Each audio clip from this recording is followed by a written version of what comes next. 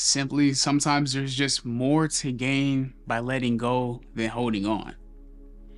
And it's through your inability to let go for your need of control, which brings so much more suffering before it's necessary. And he who suffers before it's necessary suffers more than necessary. Matthew chapter 16 verse 25 says, "For whoever desires to save his life will lose it, but whoever loses his life for my sake will find it." And I say all this to say that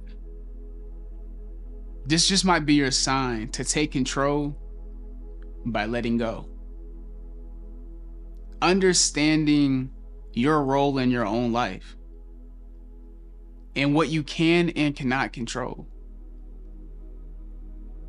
I always think of it like input and outcome. What's your input is the things that you're in control of, and the outcome is all the things that you're out of control or that lies out of your own control. The outcome is always inconsistent.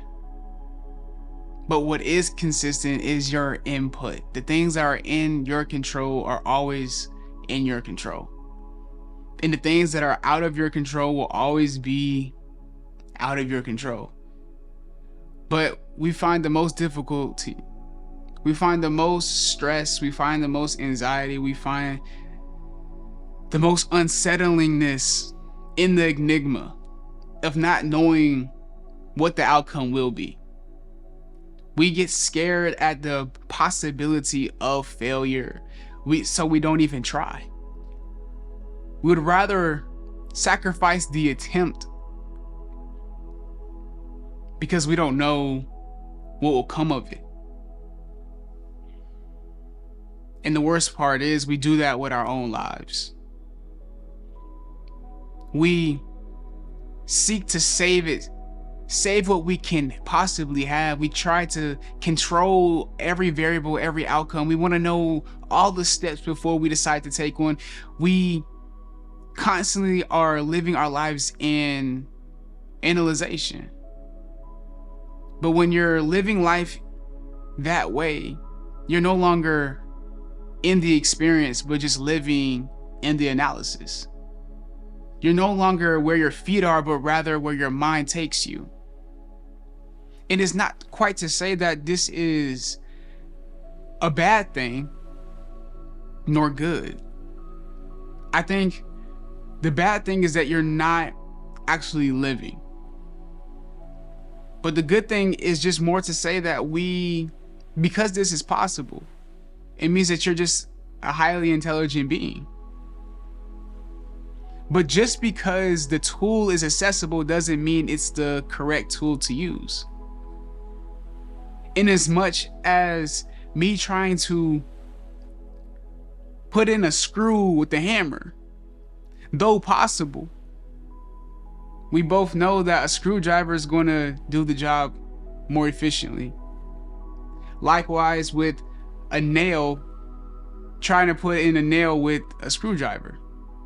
Though possible, and though the screwdriver being accessible to me, we both know that a hammer will do the job better.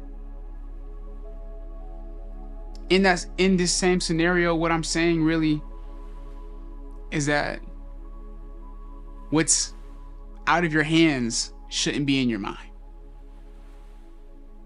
What's out of your hands shouldn't be in your mind. You can only control what you can.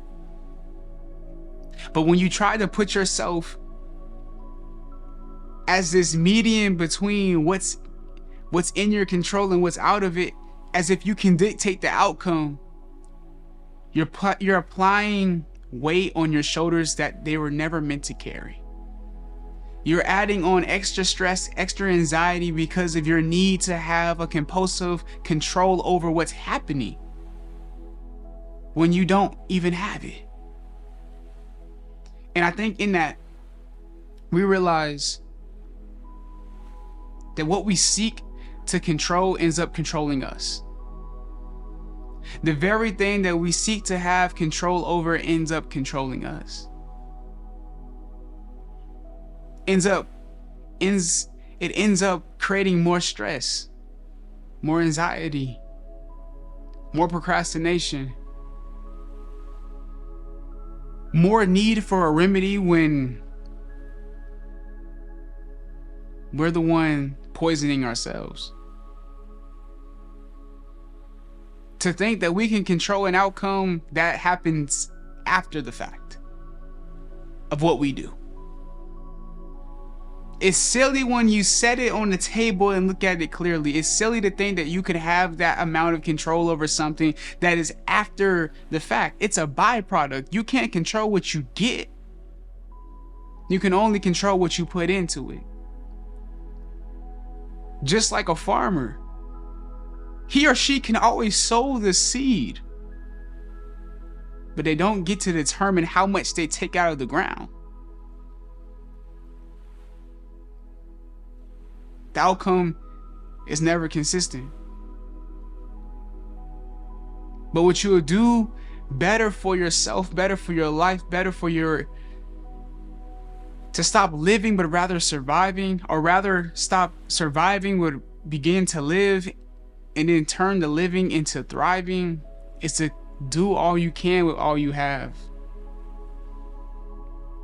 But know that prosperity truly comes with being able to accept the things that you cannot change, have the courage to change the things that you can, and the wisdom enough to know the difference.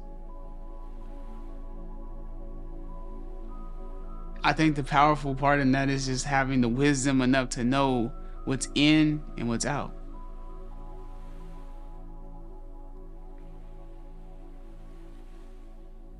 You can't force anybody to do anything.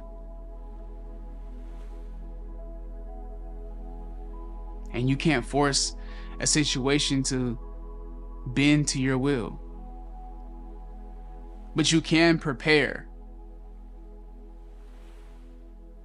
You can prepare. And what's in preparation is out of control. After you prepare, you're not in control of it. You can work on your craft. You can be the best at your sport and still show up on game day and lose.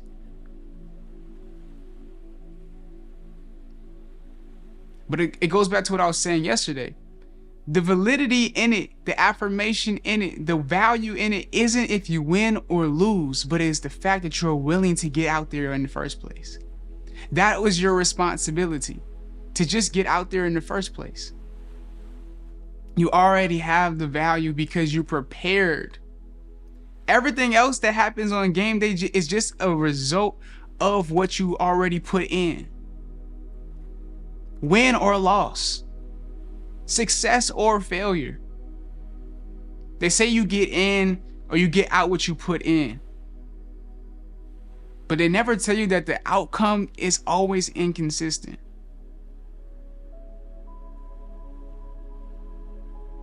That too is out of control. That too is literally out of your control. But where you can find the most peace, where you can find the most prosperity, is having the wisdom to know the difference. That I'm not necessarily in control if I win or lose, but what I am in control of is how I prepare. And if I'm preparing to win, there's a higher and greater chance that I do. But if I fail to prepare, then I'm preparing to fail in that regard.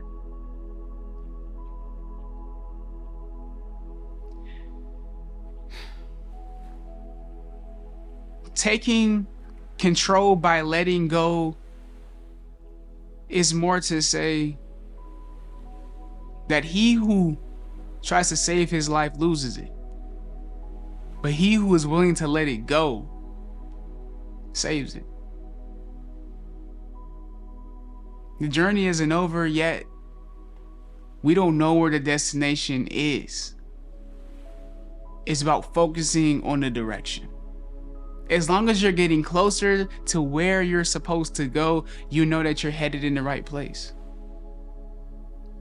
You rejoice in that, delight in that. That you know that you're going in the right direction, even if you don't know how far, how much longer it takes to get there. As long as you know that you're going in the right direction, you know you get there eventually. Even if you're not in control of how long or how far. Being able to find the value in just going on the journey anyway. That's where peace lies. That's where prosperity lies. That's where the blessing lies. And who you allow yourself to become on the way. Because once you leave for that journey, you realize that you're leaving who you used to be behind as well. Because who you used to be can't get in to where you're going. And the amazing part about your destination is that everything that you need is already there. So it's no need to bring baggage. It's no need to bring luggage. It's no need to bring that hurt, that pain. It's no need to bring that former way of living. All of that has to be left behind, or it will hold you back. It will slow you down. It will drag you down. It's like weights and you're trying to levitate. It's like the little weight at the balloon, holding it, tethering it to the ground so that it doesn't fly away. But what if your destination requires you to elevate?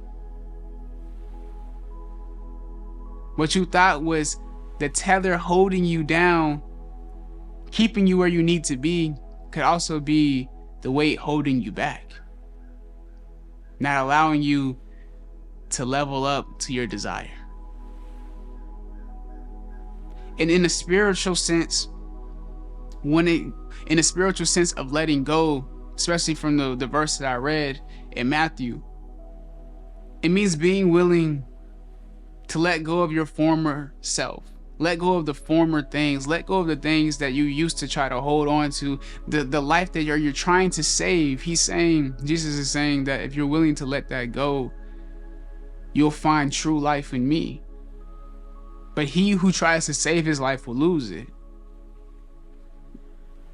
If you try to save the old self, instead of letting your old self die, it'll be your old self that winds up killing you. Spiritually and physically. There's a lot of people around the world who are already dead, but they're still living. They're dead because they are not stepping into their calling. They're dead because they're not pursuing their purpose. They're dead because they allowed their dreams to die before they even entered the graveyard. They're dead because they're not thriving, they're not living, they're just surviving. They're dead because they think that the journey is over, and he who thinks the journey is over is truly lost. So take control by letting go. Let go of all of the former thoughts that you used to have about yourself, the limiting beliefs that you used to have, the way that you used to perceive the world, the way you used to perceive yourself, the way you used to perceive what's obtainable and what's not, or why you're even here in the first place.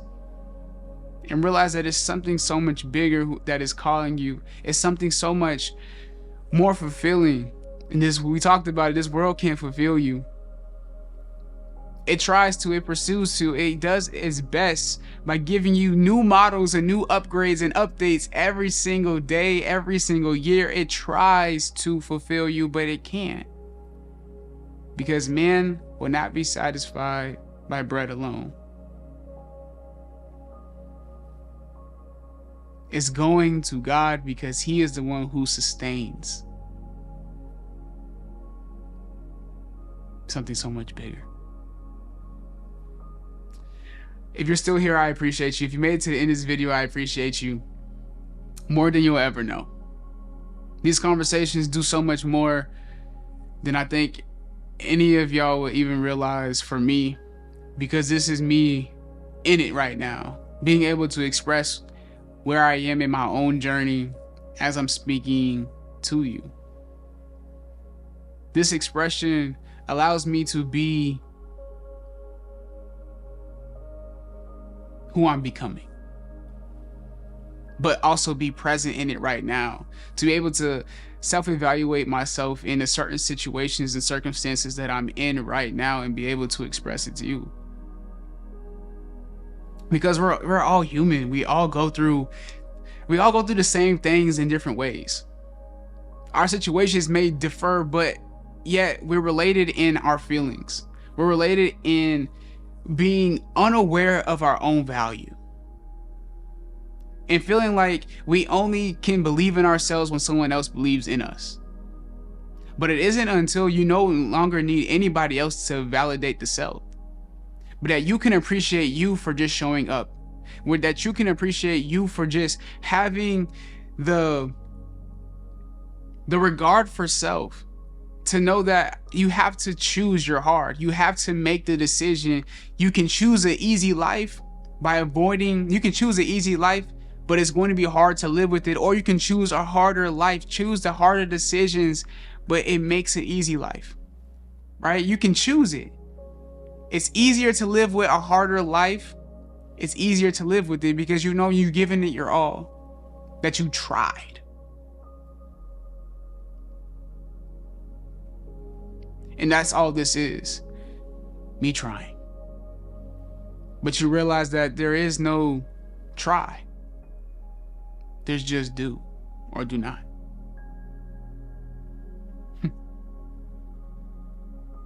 So let go to gain more. And I'll see y'all tomorrow. Peace.